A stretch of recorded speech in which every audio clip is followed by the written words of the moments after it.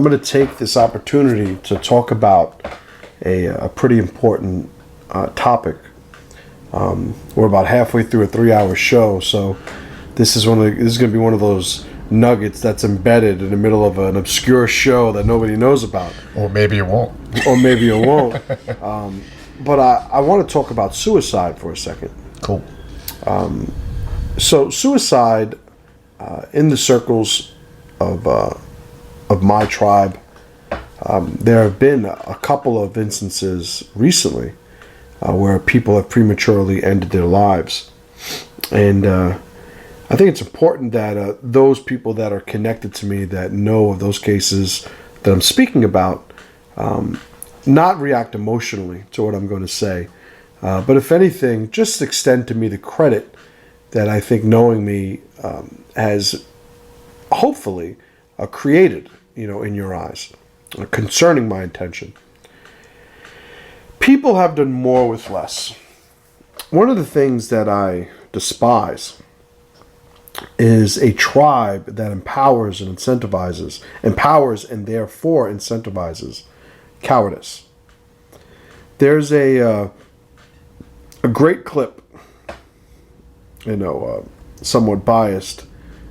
Did you see it with my sons when we're in my living room and I'm asking them what cowardice is? Yeah, the one you posted. Right. I didn't post it. Then maybe I didn't see it. I thought you posted it. No. The one with my 3 kids where Kaizen's working some shit out? I don't know. I showed it Sunday. Oh, when? On my phone. I don't know. Maybe I showed it Monday. Yeah, I don't think I saw it. It's all a blur. Yeah, it was Monday with the same crew that was there Sunday, minus you and Goose. All right, well, anyway. Yeah, I don't think I saw it. There's a video that I took. Maybe I should post it. I'll post it. I take a lot of videos just so people, so you know where I'm coming from. Where I'm basically just marking down and categorizing instances of my sons and their development and some of the work that I do with them and where their heads at. But the whole thing is in this video, and I'll post it later. I'll have to add context when I do. But for our purposes, there's one part in it where I ask my sons, what is being a coward? And Hayden, my 10-year-old, who's pretty sharp, he says. And I've never given him this specific definition. I've certainly added to the components that eventually, created it. But he says when somebody's too scared to do their job. And it's like, fucking right on, son. Said it more succinctly than I think I ever have. It's when somebody's too scared to do their job. That's legit. And getting back to suicide, I've always contended that it's the act of a coward. Now, there are times when killing oneself, and I don't want this to be reduced to some sort of semantical debate.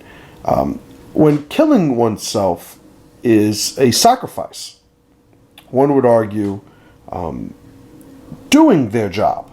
If I could push my family out of the way of an oncoming train and die in the process, sure, knowing that I'm going to die in the process. I've actively killed myself, but in the process, I've done my job. I do not label that suicide, or for those that can't get past the semantical debate, I will say that then there are 2 categories. There is the suicide of sacrifice, and there's the coward's suicide.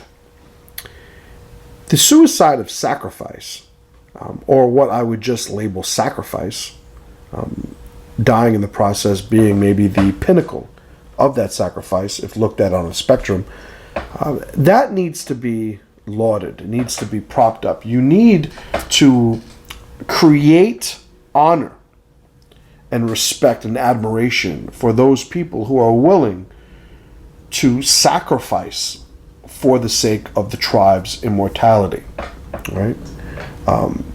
So we say that the tribal mission is immortality. That's what the tribe is trying to do. The tribe is trying to survive. Right? Looked scaled up.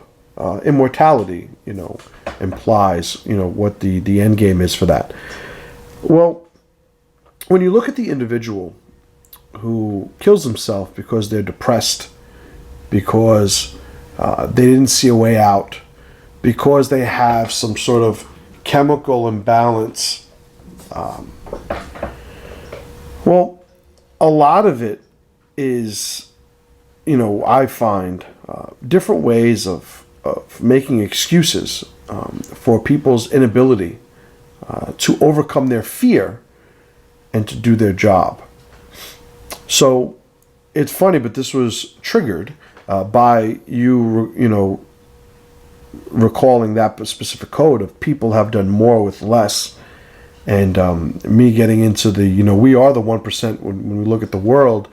The person who wants to kill himself because they can't see a light at the end of the tunnel. Is your life that much more desolate and adverse than the teenager who's dying from some disease? Didn't your lady's cousin just pass away recently? Yeah. How old was she? 19. 19. 19, yeah. Cancer, was it? Yeah. 19 died of cancer. Beautiful young girl, too. Yep. 19 died of cancer. Are you the person who wants to justify and validate the reasons for somebody killing themselves through cowardice? Are you going to sit there and compare what that person has done with intent to the condition that was put upon somebody like that 19-year-old girl? I become incensed when I think of it. Because in my tribe, and I had a pretty big talk about this. Were you there for that suicide talk? Not recently. So that was the Monday, right? Yeah, not recently. But we've had talks like that. Right, but recently I had, and this is when I showed that video. In my tribe, suicide will always be condemned. Somebody who kills himself will be erased from the legacy of the tribe. Couple of reasons for doing that. Number one, it was always unnecessary.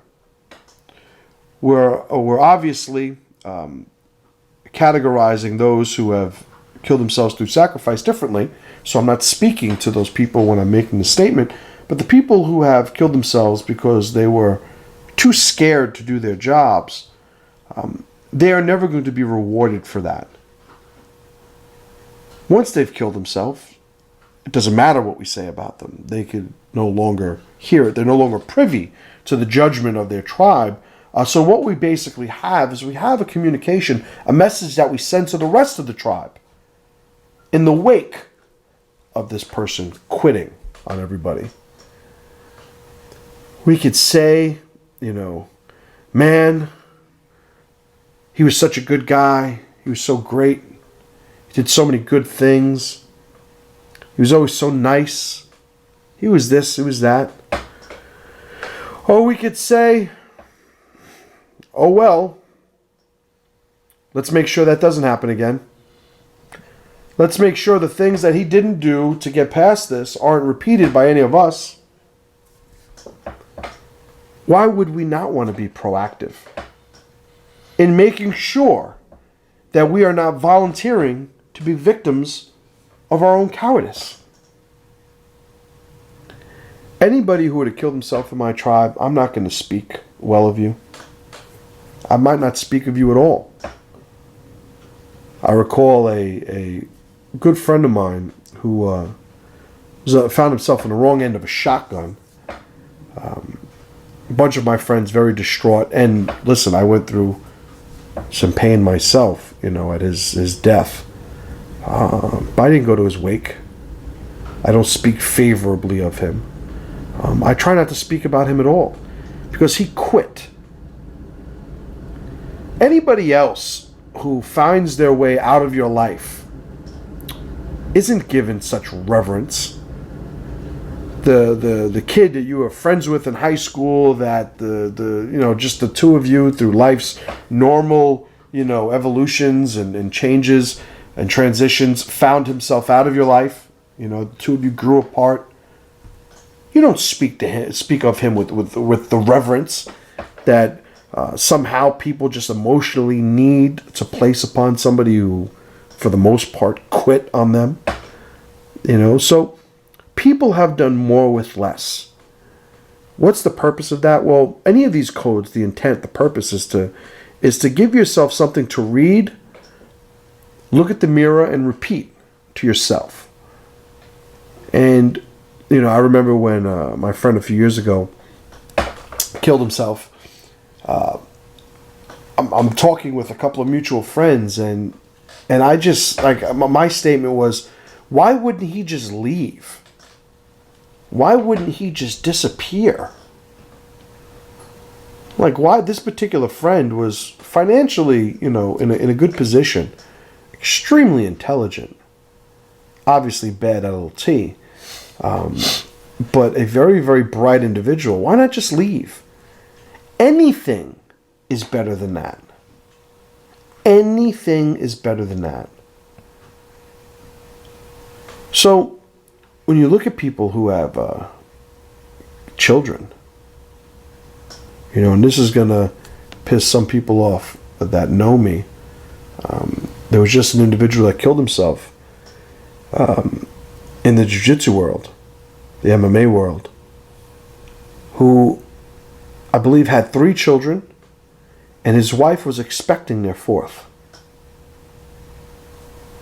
Police reports said there was in fact a suicide. If it wasn't, obviously none of this applies. But what a fucking coward. What a coward.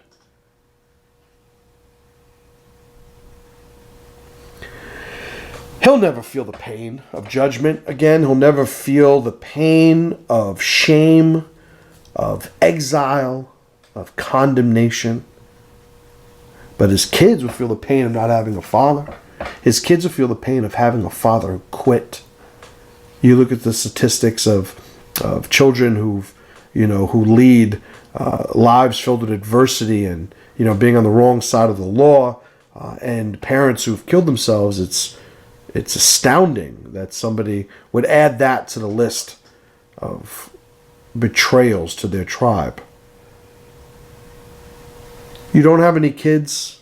I mean, I guess one and done. It is what it is. You don't care. Neither should anybody else. But when you have a family, when you have young ones, when you've put yourself on the hook for a job, for a role, for an obligation, it's that much more despicable when you quit. People have done more with less. That was the law. That should serve as a reminder to everybody. I tell everybody the other side of the coin, of course, is when people are alone, when people are feeling that they're ready to quit, when people are in a position where they could identify in the slightest that they are not processing their environment properly, it needs to be empowered. They need to be empowered to come in and reach out to individuals. I hate when people dismiss so much of what we talk about here as, macho, bravado, men don't cry. But not at all. Not at all. I had a student a couple of years back, Yudo was his nickname. I remember kneeling at his casket and crying like a little baby.